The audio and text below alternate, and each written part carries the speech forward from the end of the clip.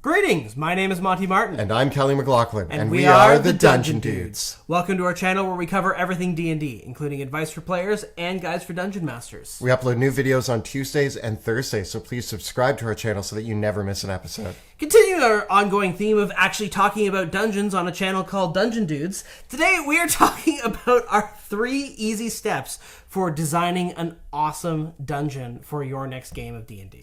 When you're getting into homebrewing your own worlds, creating your own adventures, a lot of that can feel very daunting and complicated, but you actually need to do less work than you might think. So we've tried to take our system for how we create dungeons and broke it down into 3 easy steps. And we're going to go through those 3 easy steps and explain them in detail and give you some ideas and inspiration to start creating your own dungeons. Setting out to create your own adventure and your own dungeon to set that adventure in can be the work of hours and hours and hours. And I'm a pretty big believer that you shouldn't spend more time designing a dungeon than it takes to play it at the table. And so for me, whenever I do create my dungeons and my environments for my own games, whether they're streamed or in play, I like to find really effective ways to get a lot of my prep done in a very efficient manner so that I'm not spending hours and hours and hours and hours building a giant sprawling dungeon. So when we're looking at a dungeon, we want to start relatively simple. So we're not looking at mega dungeons or anything like that. We're going to look at a pretty straightforward 5 to 7 room dungeon. The type of thing that you might be able to finish in a game session or 2. Now, when we look at our process, this all boils down to 3 steps, and that is location, inhabitants, and conflict. One of the key things about our system is that I think it is a great way to smash through writer's block. I think one of the biggest challenges, aside from spending too much time preparing your game, can be coming up with the ideas in the first place. And when you are looking at a blank piece of paper, it feels really daunting to come up with something completely from scratch. Or maybe a blank Word document. Or you've opened up a blank editor in Dungeon Draft or Roll20 or whatever you're using to design your campaign in. Starting out with a blank page is really, really tough.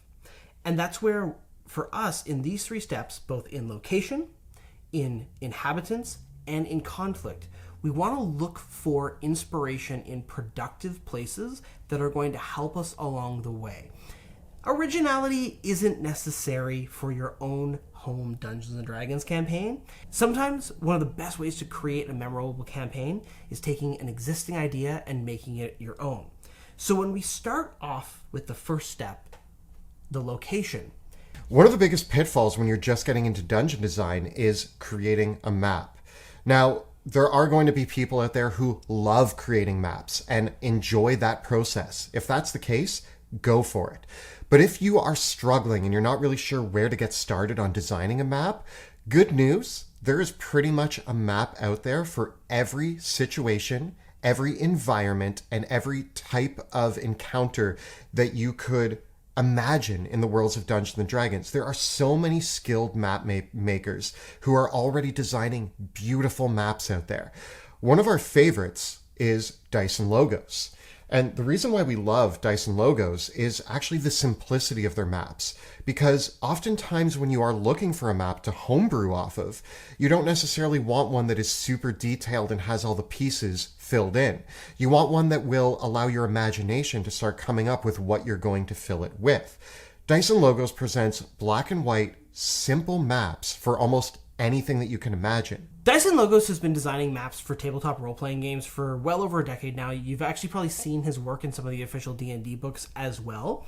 And heading up his blog is a great place to start because if you're imagining evil underground temple or dwarven ruin or old castle or noble's manor, you can pretty much plug in any of these words into the search on his blog and you will find more than one map of this. He's even done science fiction and really, really out there map designs.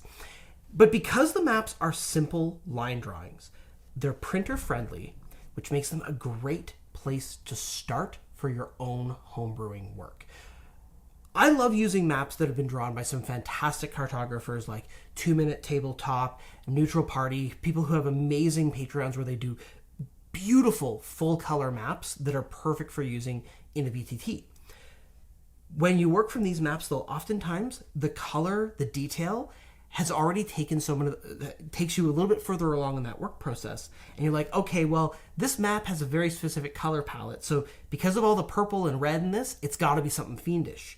So unless you're going to break out Photoshop yourself, you really can't change it much. Whereas with Dyson's maps, they're neutral as a starting point, but they still give you the structure that you want to latch onto. The map that we're going to put on screen right now is the Tomb of the Steelmakers by Dyson Logos, which is a great starting map to try out.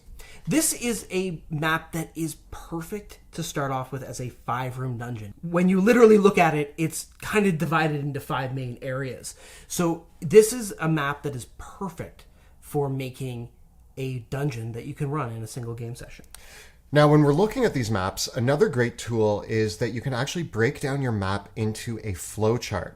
So next to the map on the screen here, we're going to put our breakdown of what it looks like as a flowchart.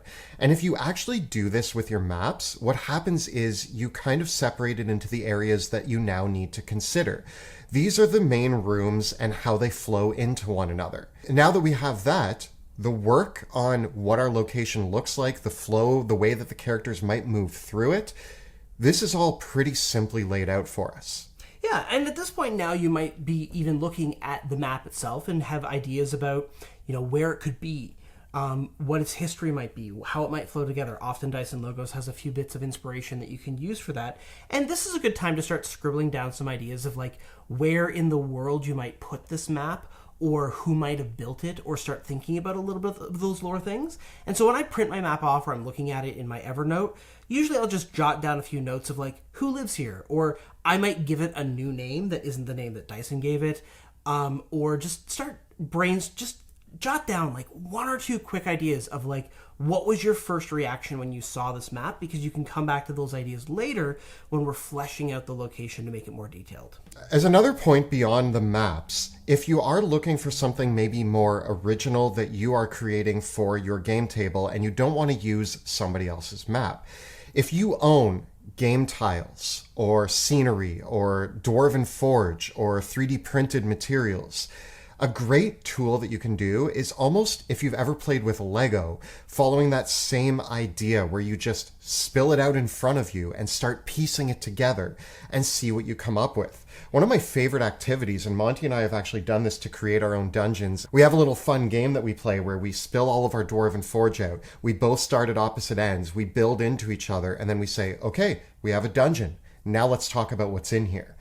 This can be a really cool way to inspire your own dungeons. Just build it and see what comes out. And if you're working digitally, applications like Dungeon Draft actually have an image import function that allows you to use that image to trace off of and make your own modifications. So often what I'll do is I'll take one of Dyson Logos' maps, import it into Dungeon Draft, and start rebuilding it in Dungeon Draft, because then you can add more color and props and items to it. This is a really great technique if you want to take the template of one of Dyson's maps and then build it into something that you would use in a virtual tabletop, especially if you want to make modifications to it.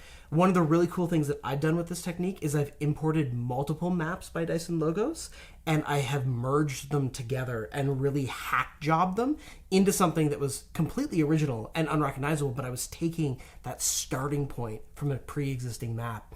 And I find that this, not only does this often make your maps a little bit more organic, because I find that when I design a map on my own completely from scratch, I get really functional, and I don't do those weird architectural flares or those kind of useless, I stop making useless rooms. I start making things that are very rigid and boxy. And when I work from someone else's work, it helps break that and make my worlds a little bit more organic feeling. Now that you have your map, you're going to have to decide what's in there.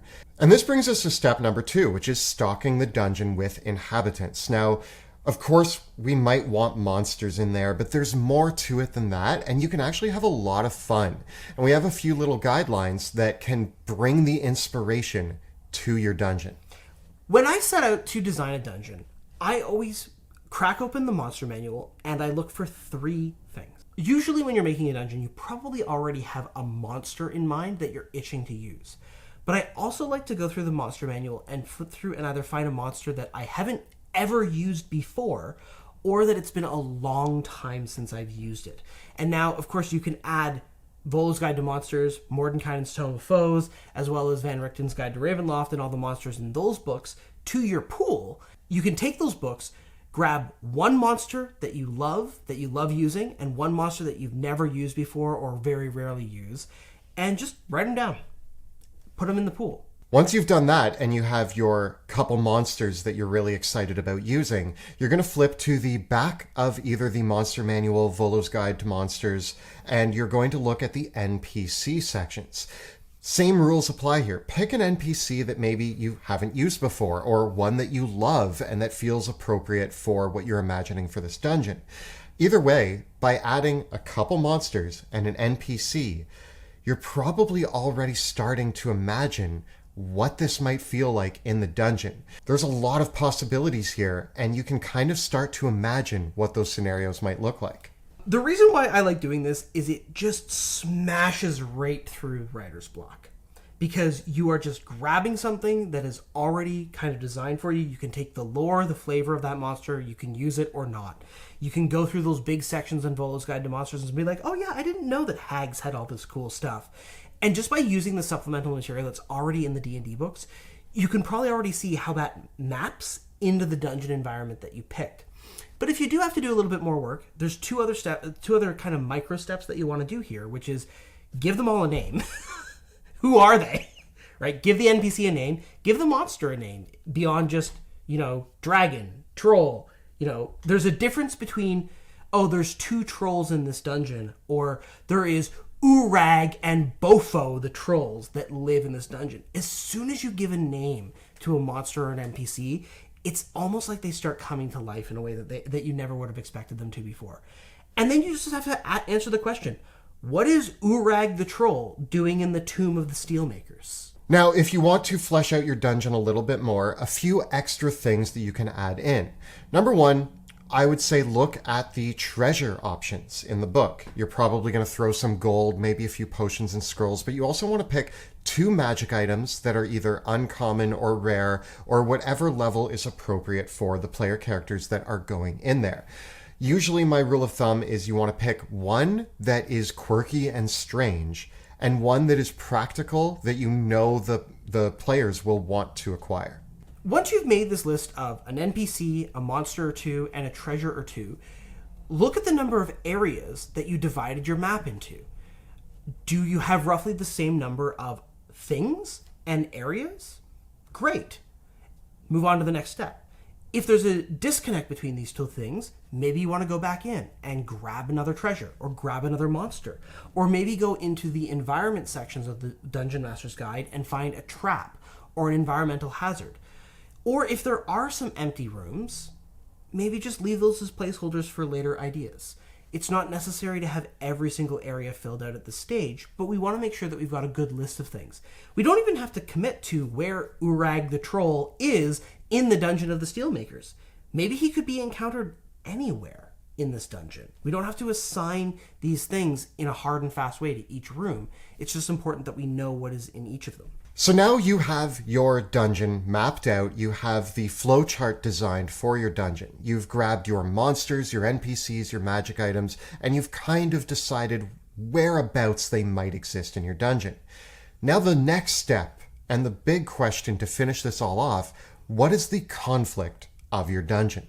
Well, you've probably already started to figure it out. If you have Cassandra the Mage and Urag the Troll, along with a group of long-lost skeletons of the Steelmakers in the Tomb of the Steelmakers, you could probably already start thinking about what's the story happening here. Maybe there's a Wand of Wonder that is buried in this tomb alongside an old mithril breastplate.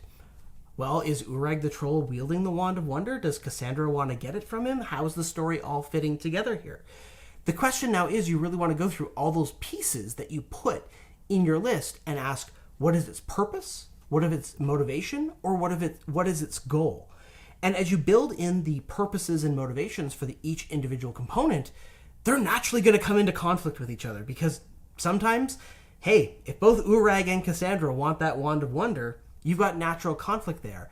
And now there's room for the player characters to enter and be interlopers. And this is where you can also ask those questions about what are the relations between the components you chose. In the example given, the mage, the skeletons, and the trolls are all sort of opposing each other. But you might have another situation where there is a necromancer who has gone in there in hopes of controlling the skeletons that have been found there and using them against the trolls, in which case you now have 2 versus 1. Maybe they're all working together and they're just one solidified unit trying to protect and uncover this wand of wonder when the party shows up and as intruders. So you can sort of play with this any way that you want and mix and match how these components either work together or don't work together. At this point, you've got the overall structure of an entire adventure, and really it comes down to leaving just a few more notes for each room in the dungeon, just to give it a few extra details. This is where you might want to bust out a dictionary or adjectives, or go back into the back of the Dungeon Master's Guide, where it has all these tables on how to randomly generate a dungeon. But really what these tables are lists of objects that you can put in rooms in your dungeons. And so if you're stuck of like, this blank room over here, what could be in here? Hit up those lists. Maybe there's a shrine. Maybe it's a workshop. What is the purpose of that room? And the more you ask yourself the question of, why is this here? What is it doing here? You're kind of doing this after the fact justification to explain the things that you've already brought to the table. And in doing so, you're going to make a story. You're going to make an interesting scenario. It's almost magical how inevitably just taking a map, a few monsters, and a magic item or two, and just mixing them all up together and asking, what if these all were in the same location, just start leading to conflict and story. What's really important about this method is that, again, it blows through the idea of writer's block. Most of the time when you have writer's block, it's because you've sat down and you are trying to start at the ending. You're trying to start with, what is the story? Okay, well, the story is this. Now I need this type of dungeon and this type of monster.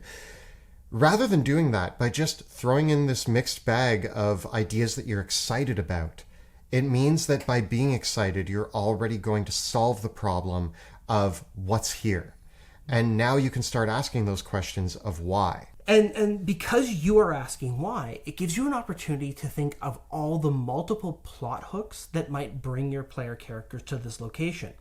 This is also a point where maybe you do want to look at your player characters and their own backstories and their motivations and say, hey, you know what? My player character had in their backstory that they had a vendetta against trolls. So maybe Urag the troll has a relationship to a player character.